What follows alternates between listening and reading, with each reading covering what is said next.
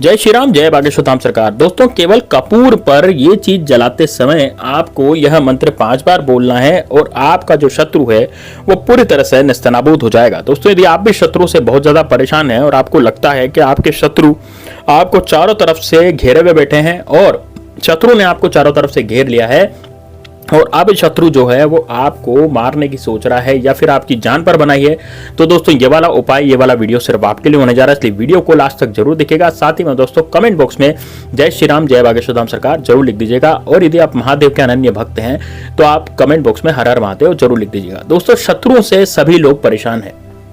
शत्रु इतने ज्यादा अब आजकल कलयुग में बढ़ते चले जा रहे हैं कि जो भी व्यक्ति सामने से यदि कोई भी कार्य करता है, मान लीजिए बहुत अच्छा कार्य वो कर रहा है, नौकरी कर रहा है, पैसा कमा रहा है, तो दोस्तों ईर्ष्यावश लोग उसके शत्रु बन जाते हैं और उसके कार्य में बाधा अटकाते हैं, बाधा मचाते हैं, उसके कार्य को होने ही नहीं देते।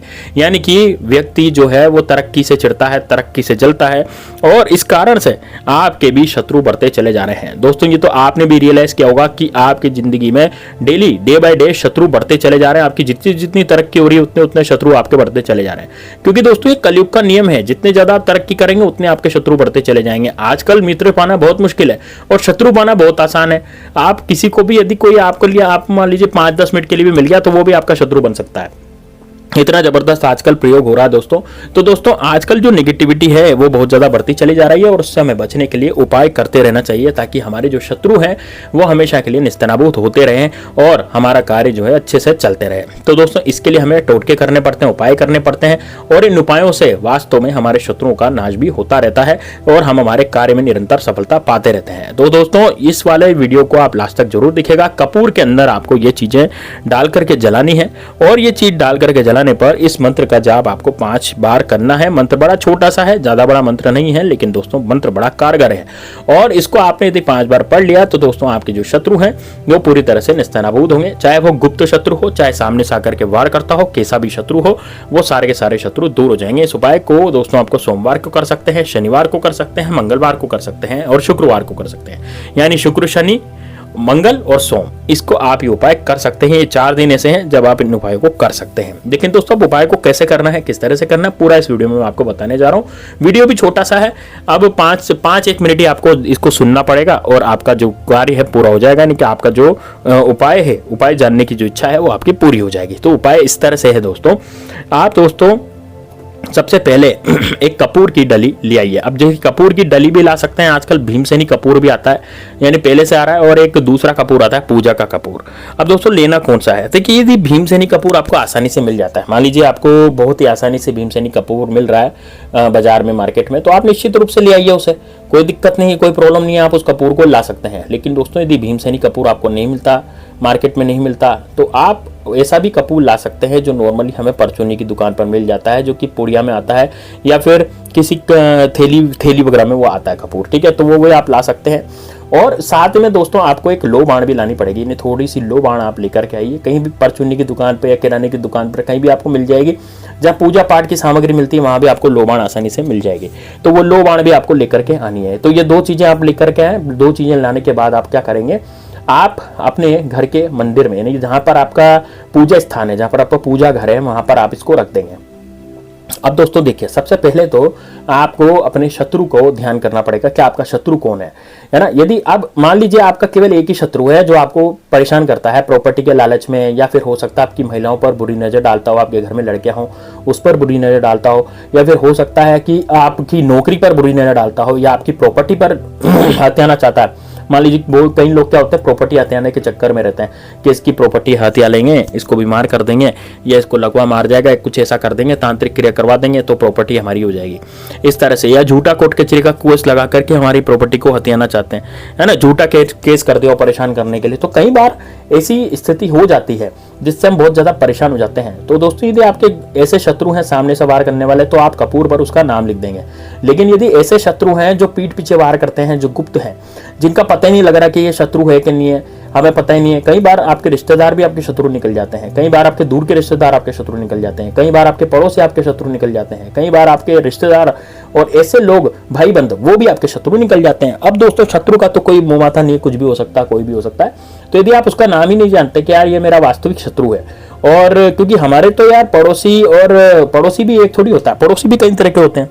जैसे दाएं वाला पड़ोसी, बाएं वाला पड़ोसी, सामने वाला पड़ोसी, थोड़ा दूर वाला पड़ोसी, मोहल्ले वाला पड़ोसी, कॉलोनी वाला पड़ोसी, तो पड़ोसी भी कई तरह के होते हैं। और दोस्तों रिश्तेदार भी कई तरह के होते हैं, बुआ, चाचा, मामा, फूफा, कई तरह के रिश्तेदार होते हैं, दोस्त होते हैं। तो अब इसमें हम किस पर ये लगाएं कि भाई ये वास्तव में हमारा जो है वो शत्रु होगा। तो अब इसके बचने के लिए क्या किया जाएगा? ठीक है, यदि वास्तव में आपका शत्रु है और गुप्त शत्रु, आपको लगता है कि यार आपके घर में अनहोनी घटनाएं हो रही हैं और आपके घर में जो नहीं होना चाहिए था वो भी हो रहा है, तो ये सब शत्रुओं का खेल है। तो अब वो शत्रुओं का खेल किस तरह से पार पाया जाए उससे, तो अब उसके लिए आपको क्या करना है कि वहां पर मम शत्रु आपको लिखना है। कपूर पर आप काले कलर के मार्कर से क्या लिखेंगे? काले कलर के पेन से मम शत्रु। देखिए पेन आपको बॉल पेन यूज नहीं करना। बॉल पेन क्या होता है, तीखा तीखा रहता है, तो उससे कपूर टूट सकता है। तो कपूर टूटनी नहीं चाहिए, कपूर जो है खंडित नहीं होना चाहिए। तो कपूर पर आप केवल या तो स्केच पेन से लिखें या फिर आप किसी मार्कर से लिखें, तो लेकिन काले कलर का मार्कर होना चाहिए, काले कलर का ही स्केच पेन होना चाहिए, उससे आपको कपूर पर लिखना है। तो अब आप कपूर पे लिख दें और कपूर पे अपने शत्रु का नाम लिखें, या तो शत्रु का नाम लिखें, मम शत्रु लिख दें या सर्व शत्रु लिख दें। इस तरह से आप कपूर पर लिखेंगे। अब कपूर पर लिखने के बाद आप क्या करेंगे, उस कपूर पर लो बाण रखेंगे। अब दक्षिण दिशा में आपको बैठ जाना है। आपके पूजा स्थान पर, पूजा घर में ये काम करना है, मतलब जहां पर आपका पूजा पाठ होती है वहीं पे करना, बाहर नहीं करना, एकांत कमरे में भी नहीं करना, पूजा घर में ही करना है, ध्यान रहे। सुबह करना है कि शाम को करना है? अब दोस्तों देखिए, इसको आप सुबह 7 बजे या 8 बजे भी कर सकते हैं, नहा धो करके करना है, ठीक है ना। महिलाएं भी कर सकती हैं, पुरुष भी कर सकते हैं, है ना। और शाम को भी कर सकते हैं 8 बजे के बाद, जब आप खाना वाना खा के फ्री हो जाए, जब भी उसके बाद 8 बजे बाद, 9 बजे बाद, 10 बजे बाद, जब भी आप फ्री हो खाना वाना खा करके, तब उस समय भी आप इसको कर सकते हैं। वहाँ पूजा स्थान पर बैठ करके वहाँ बैठ जाए, बैठ करके आपको बस इसका नाम लेना है और कपूर के ऊपर लो बाण वगैरह रख देनी है। लो बाण वगैरह रख करके नाम लिख लिया था आपने, अब इसको जला दें। अब दोस्तों मंत्र कौन सा है? जैसे आप कपूर में आग लगाएंगे, जैसे आप कपूर में आग लगाएंगे, आपको ये वाला मंत्र पढ़ना है, ओम दुष्ट विनाशम क्रीम क्रीम भवंती भैरवाय नमः।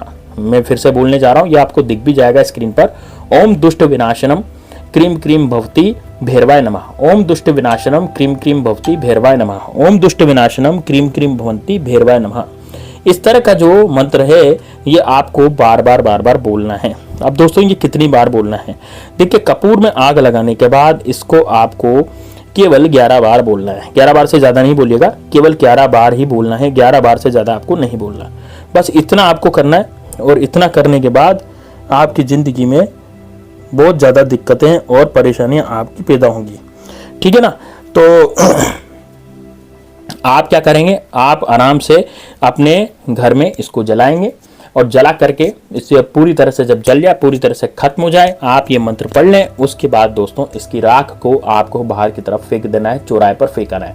बाहर जाएंगे तो आपके घर में जो चौराहा पड़ेगा, आपके घर के बाद जो चौराहा पड़ेगा, जैसे आपके घर की सड़क आ गई, घर के दरवाजे के बाहर सड़क आ गई, सड़क के बाहर आप गए, चौराहा आ गया, चौराहे के बाद आप कभी भी इसको फेंक सकते हैं, कहीं भी फेंक सकते हैं, ठीक है ना। तो वहां पर जाकर के आप इसको फेंक दें। फेंक करके आप दोस्तों वापस आ जाए, पीठ पीछे आपको कुछ भी नहीं देखना, वापस आ जाना है। नंगे पैर आप चाहें तो चल जाए, नहीं तो चप्पल पहन के भी जा सकते हैं, लेकिन पीठ पीछे आपको कुछ भी नहीं देखना, पीछे मुड़ करके। और किसी से बातचीत नहीं करनी। यदि आप फोन लेकर के जाते हैं तो आपको फोन पर भी बातचीत नहीं करनी उस समय जब आप घर आ रहे होंगे। बस आपको इतना करना है, आपकी जिंदगी से वो जो शत्रु हैं पूरी तरह से खत्म हो जाएंगे। यदि आपके गुप्त शत्रु मारे जाएंगे, और यदि आपका प्रत्येक शत्रु तो वो भी आपका खत्म हो जाएगा। चलिए दोस्तों मिलते हैं नेक्स्ट वीडियो में, तब तक के लिए जय श्री राम, जय बागेश्वर धाम सरकार, हर हर महादेव।